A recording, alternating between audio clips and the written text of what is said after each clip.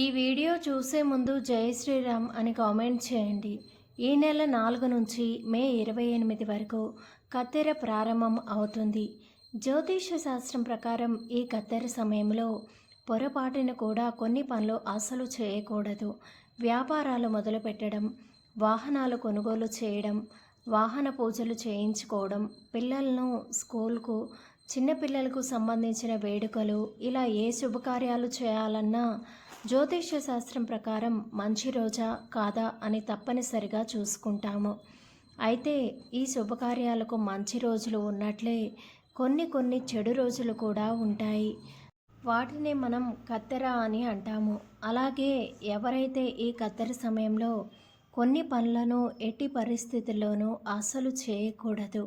ఈ వైశాఖ మాసంలో మే 4వ తేదీ నుంచి మే 28వ తేదీ వరకు కత్తెర సమయంలో ఎటువంటి పనులు చేయాలి, ఎటువంటి పనులు అసలు చేయకూడదు అనే విషయాల గురించి ఈ వీడియోలో తెలుసుకుందాం. ముందుగా ఈ వీడియోకు ఒక లైక్ కొట్టి మన ఛానల్ని సబ్స్క్రైబ్ చేసుకోండి. అలానే వీడియో నచ్చితే తప్పకుండా లైక్ చేయండి. మీ సపోర్ట్ మాకు ఎంతో అవసరం. ఈ కత్తెర సమయంలో భూమికి సంబంధించినటువంటి విషయాల్లో చాలా జాగ్రత్తగా ఉండాలి. భూమికి సంబంధించిన పనులను చేయకూడదు. ఎట్టి పరిస్థితుల్లోనూ తవ్వకూడదు. భూమిని తవ్వి గుంటలు తీయడం ఇలాంటి పనులు అసలు చేయకండి.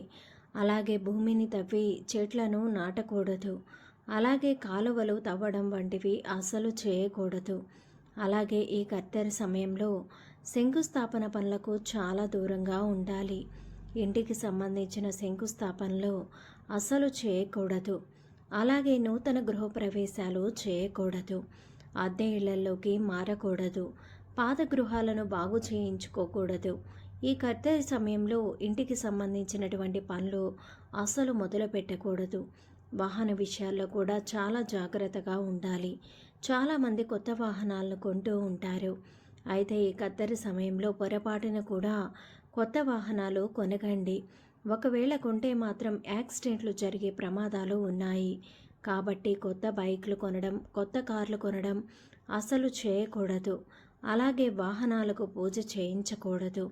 ఈ కత్తెర సమయంలో కొత్త వాహనాలను అసలు నడపకూడదు. ఈ కత్తెర సమయంలో పొరపాటున కూడా చెట్లను నరకకూడదు. అలాగే వ్యవసాయ పనులను చేయకూడదు. విత్తనాలు చల్లడం, తోటలు వేయడం వంటి పనులు అస్సలు చేయకూడదు. ముఖ్యంగా ఈ కత్తెర సమయంలో కొత్త వ్యాపారాలను ప్రారంభించకూడదు. వ్యాపారాల్లో పెట్టుబడులు అస్సలు పెట్టకూడదు. అలాగే చిన్నపిల్లలకు పుట్టు వెంట్రుకలను తీయించకూడదు. అలాగే చెవులు కుట్టించకూడదు. ఈ సమయంలో పుట్టు వెంట్రుకలు తీయిస్తే మీ పిల్లలకు అనారోగ్య సమస్యలు అనేవి ఏర్పడతాయి.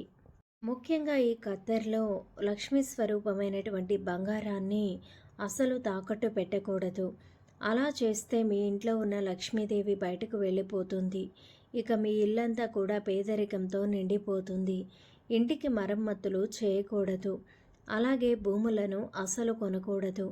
రిజిస్ట్రేషన్లు చేయించకూడదు.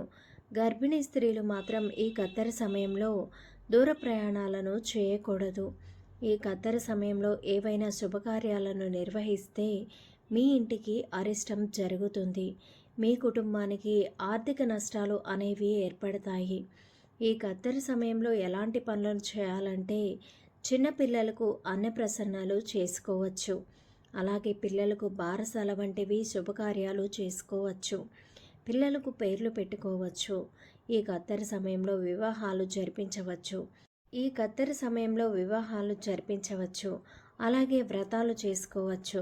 పుణ్యక్షేత్రాలకు వెళ్ళొచ్చు. నదీ స్నానాలు చేయవచ్చు. శ్రీమంతం వేడుకలు నిర్వహించుకోవచ్చు. అలాగే శాంతి పూజలు చేసుకోవచ్చు. ఇలాంటి చిన్నపాటి శుభకార్యాలకు మంచి రోజు చూసుకొని నిర్వహించుకోవచ్చు. ఈ వైశాఖ మాసంలో పొరపాటున కూడా తెలిసి కానీ తెలియక కానీ కొన్ని తప్పులు అసలు చేయకండి. ముఖ్యంగా ఈ వైశాఖ మాసంలో తలకు నూనె రాసుకొని తలస్నానం చేయకూడదు. అలాగే మధ్యాహ్న సమయంలో నిద్రించకూడదు. రాగి వస్తువులు అలాగే ఇత్తడి వస్తువులను ఉపయోగించకూడదు. ముఖ్యంగా ఆహార విషయంలో కొన్ని నియమాలు పాటించాలి. ఈ వైశాఖ మాసంలో పూజలు చేసేవారు ఉల్లిపాయ అసలు తినకూడదు. ఈ నెల రోజులు మాంసాహారానికి చాలా దూరంగా ఉండాలి. అలాగే భార్యాభర్తలు బ్రహ్మచర్యం పాటించాలి. విష్ణువుకు ప్రీతికరమైన ఈ వైశాఖ మాసంలో ఎలాంటి పనులు చేయడం ద్వారా శ్రీ మహావిష్ణువు అనుగ్రహంతో పుణ్యలోకాలు ప్రాప్తిస్తాయో ఈ వీడియోలో తెలుసుకుందాం. ఈ వైశాఖ మాసంలో తప్పనిసరిగా నదీ స్నానం చేయాలి. ఈ నెలలో నదీ స్నానం చేస్తే పూర్వజన్మ పాపాలన్నీ తొలగిపోయి జన్మ జన్మల అదృష్టం కలుగుతుంది.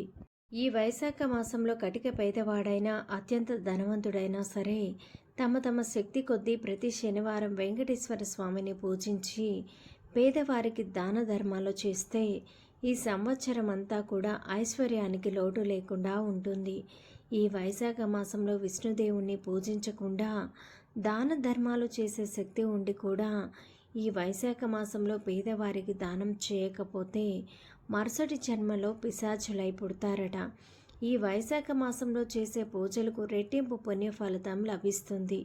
ఈ వైశాఖ మాసంలో వీలైనంత ఎక్కువగా విష్ణుమూర్తిని అలాగే లక్ష్మీదేవిని పూజించాలి. ఇంట్లో పూజ చేసే ఆడవారు కాళ్లకు పసుపు రాసుకొని పాపెట్లో కుంకుమ బొట్టు పెట్టుకొని ఇంట్లో దీపారాధన చేసుకుంటే మీ పూజలకు రెట్టింపు పుణ్య ఫలితం లభిస్తుంది. ప్రతి శుక్రవారం తప్పనిసరిగా ఇంటి గడపలకు పసుపు రాయాలి. అప్పుడు మాత్రమే మీ ఇంటిపై లక్ష్మీదేవి అనుగ్రహం ఉంటుంది. ఇక పూజ చేసే సమయంలో స్త్రీలు ఎట్టి పరిస్థితుల్లోనూ నిలబడి దీపారాధన చేయకూడదు. చక్కగా కూర్చొని ఇంట్లో దీపారాధన చేసుకోవాలి. అప్పుడు మాత్రమే మీ పూజలకు పుణ్య ఫలితం దక్కుతుంది. ఈ వైశాఖ మాసంలో ప్రతి శనివారం రోజున తప్పనిసరిగా రావి చెట్టుకు ప్రదక్షిణలు చేయండి. వైశాఖ శనివారాల్లో రావి చెట్టును పూజిస్తే అఖండ రాజయోగం సిద్ధిస్తుంది. ఈ కత్తెర సమయంలో విశేషంగా సూర్య భగవానుణ్ణి పూజించాలి. మన జాతకంలో సూర్యుడు బలంగా ఉంటే జీవితంలో దేనికి లోటు ఉండదు. డబ్బు పరంగా బాగా కలిసి వస్తుంది. కాబట్టి కత్తెర సమయంలో సూర్యుడి అనుగ్రహాన్ని పొందాలనుకునేవారు ప్రతిరోజు ఉదయం స్నానం చేసిన తర్వాత సూర్యుడికి అర్ఘ్యం సమర్పిస్తే భోగభాగ్యాలు కలుగుతాయి.